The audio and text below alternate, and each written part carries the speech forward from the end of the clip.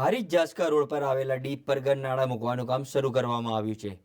જાસકા ગૌશાળા તેમજ લોટેશ્વર મુજપુર રવત તરફ જતા વાહન ચાલકોને ચોમાસામાં પાણી ભરવાની સમસ્યાથી છુટકારો મળશે.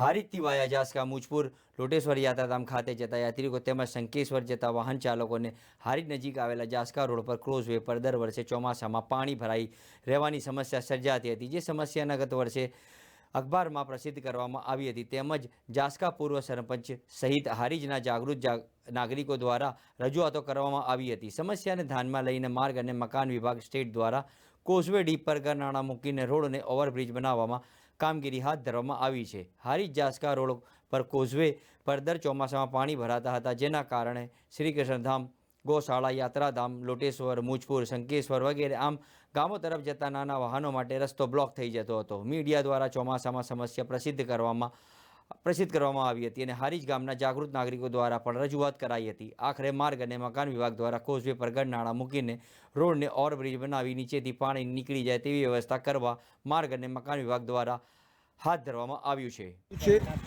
શું સમસ્યા હતી અને આ જે રસ્તો છે એ કયા કયા ગામ તરફ જાય છે, શું તકલીફ પડતી હતી લોકોને અત્યાર સુધી? મારું નામ અમિત હરદેવગીરી ગોસ્વામી. અહીંયાથી આપણે જોઈએ કે આ રસ્તા ઉપરથી આપણે ગામ જોઈએ તો મુજપુર, લોટેશ્વર, શંકેશ્વર જેવા સ્થાનો આવેલા છે. એ સ્થાનો ઉપર જવા માટેનો રસ્તો આપણે જોઈએ છે એક ડીપ ભરાઈ જતી હતી. ડીપ ભરાઈ જાય રસ્તો આખો બ્લોક જ થઈ જતો હતો. એ સમયગાળામાં જે પણ સાધનોને જવું પડતું હતું ફરીને જવું પડતું હતું. પણ આજે આપણે જોઈએ છીએ કે આ રસ્તા ઉપર કામકાજ થઈ ગયું છે એટલે બીજાને તકલીફ પડશે નહીં. અને એ રસ્તા ઉપર જોવા જઈએ તો જે જૈનોનું તીર્થ સ્થાન આવેલું છે, જૈનોના સ્થાન ઉપર આપણે જોઈએ ઘણા બધા લોકો ત્યાં જાય છે. એ રસ્તો પણ બંધ થઈ ગયો તો એ લોકોને પણ બહુ હાલાકી પડતી હતી. પછી જોવા જઈએ તો આપણું નજીકનું સ્થાન લોટેશ્વર પણ ત્યાં આવેલું છે. લોટેશ્વર દર અમાસના દિવસે પબ્લિકનો ઘસારો વધારે રહેતો હતો. પછી જોયા જે ગૌશાળા આવેલી, ગૌશાળાના દિવસે રવિવારના દિવસે ઘણી બધી પબ્લિક ચાલીને પણ જાય છે.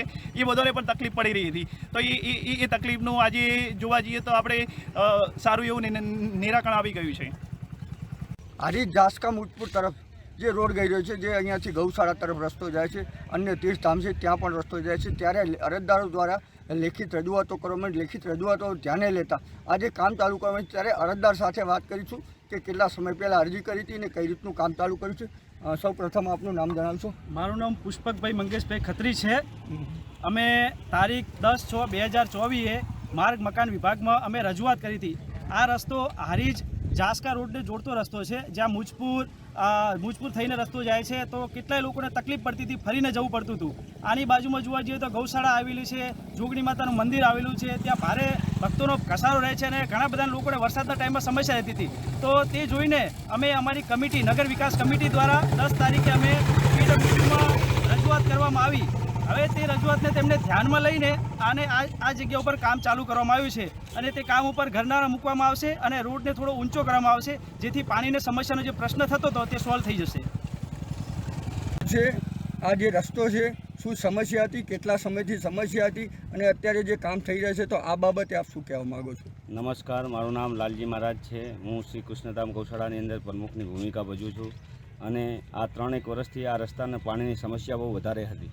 જે આ માર્ગ અમારા ગૌશાળા સુધી અને જોગણી માતાના મંદિર ફાટકવાળા જોગણી માતાના અનેક યાત્રાળુઓ અહીંયા નીકળે છે, જે લોટેશ્વર દર્શન કરવા માટે એમને બહુ મોટી હાલાકી ભોગવવી હતી.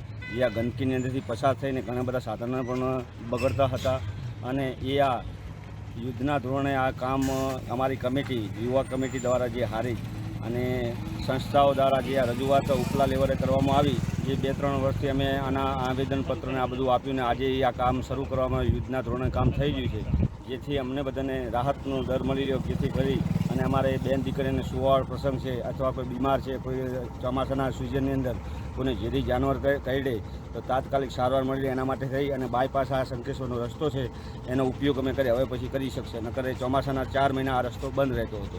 આ રોડ કેટલા ગામો સુધી પહોંચે છે અને આનાથી લોકોને શંકેશ્વરથી મોડીને આવવાવાળા લગભગ 22 થી 23 ગામને આ રોડ ટચિંગ થઈ રહ્યો છે.